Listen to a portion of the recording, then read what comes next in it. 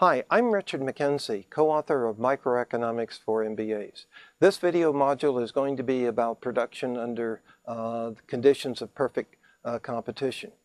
There are actually four market structures that economists identify in terms of their level of competitiveness.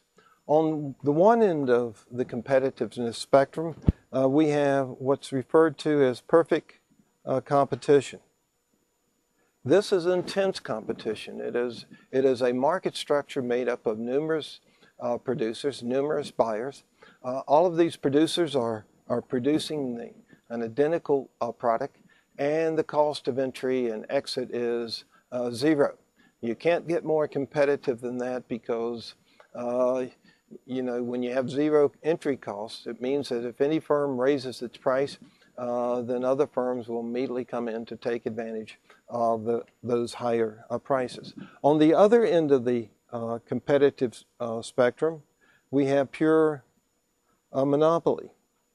A pure monopoly is a single seller of a product that is protected by prohibitive barriers to entry.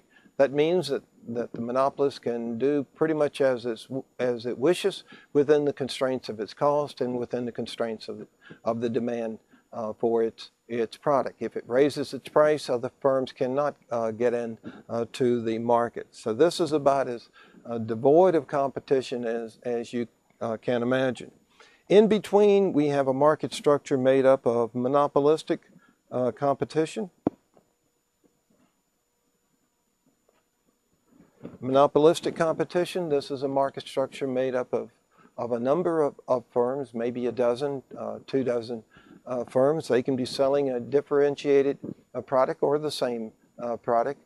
There is some cost to entry, but it's not prohibitively costly to enter the market. Indeed, entry is pretty easy, but not costless. The fourth market structure economists identify is oligopoly. This is a market structure made up of few producers. These producers can be producing an identical product, or they can be producing a differentiated product. The key characteristic of this market structure is that there are few producers in the market, and their pricing and production strategies are interdependent. That is, each firm has to be concerned with what the other firm is doing. If one firm lowers its price, then the other firms will typically have to follow suit. In this video module, we're going to pay a special attention to the conditions of perfect competition. You may recall that we have talked about supply and demand curve analysis, and behind this graph is an assumption of perfect competition. That is, there are many producers in the market.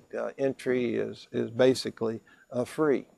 Under such a circumstance, individual competitors have to accept the market price. They have to accept or reject it. That is, the price of the product is set by the forces of supply and demand, and then each individual producer, who is a small part of the total, will have to accept the price or reject it. That is, if they try to sell above price P1, then they will lose sales altogether. Why? Because there's so many other producers selling at P1, and you have freedom of entry into the market, which means that if one producer raises its price above the market price, that producer will be supplanted by new entrants. This means that the demand facing the individual perfect competitor is horizontal. That is, the producer has a price. The individual perfect competitor faces a price of P1. And that individual producer can decide to sell 1 unit, 2 units, whatever, but it has to be at price P1. If it tries to raise its price just a little bit above P1, it will be supplanted. Its consumers can move to other producers who are selling at P1, or they can move to new entrants. Now, the demand curve is horizontal. This means that the marginal revenue curve is going to be equal to the demand curve. If the producer sells 1 unit at price P1, its additional revenue is going to be equal to P1.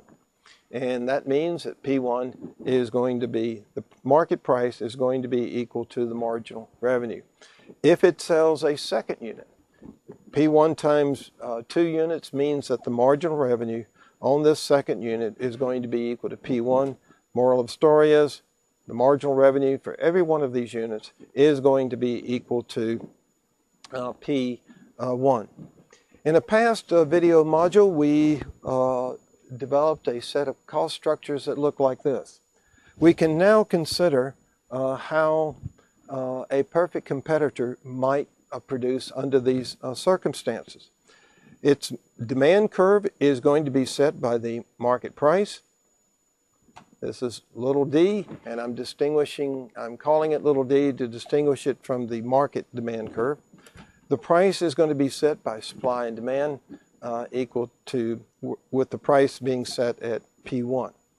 If this producer is going to maximize its profits, it's going to produce where marginal revenue is equal to marginal cost. That means it will produce at this particular quantity, little q1. I distinguish it with little q mainly because I'm talking about the output of one firm. Capital Q will be used for the output of the industry. This is Q1 is going to be the profit maximizing price simply because at every point here, the firm selling these units gets a marginal revenue equal to P1.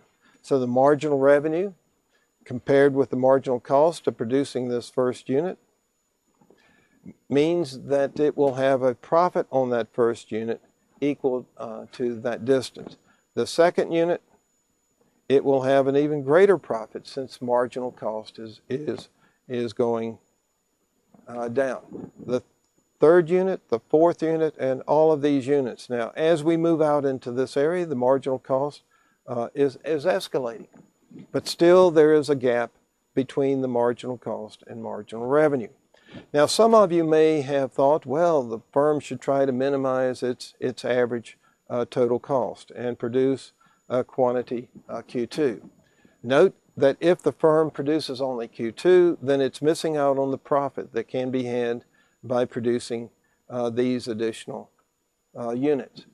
If the firm goes beyond Q1, say it goes to this level, then its marginal cost will be greater than its marginal revenue. That means it will be adding more to its costs than its revenues. Its profits have got to be going down.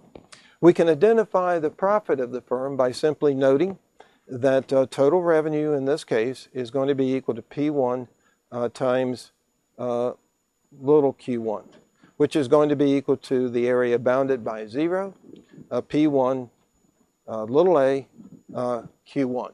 So this box here represents revenue. We take note of the fact that the average cost of production is ATC 1. If you multiply the average cost of production, you get total cost. Average total cost of production times Q1, and you get a box bounded by 0, ATC1, little b, and Q1. So here we have a box that's like this. That's the total revenue the firm receives. You have another box, which is this, and that is the total cost incurred. The firm generates a profit equal to that area there.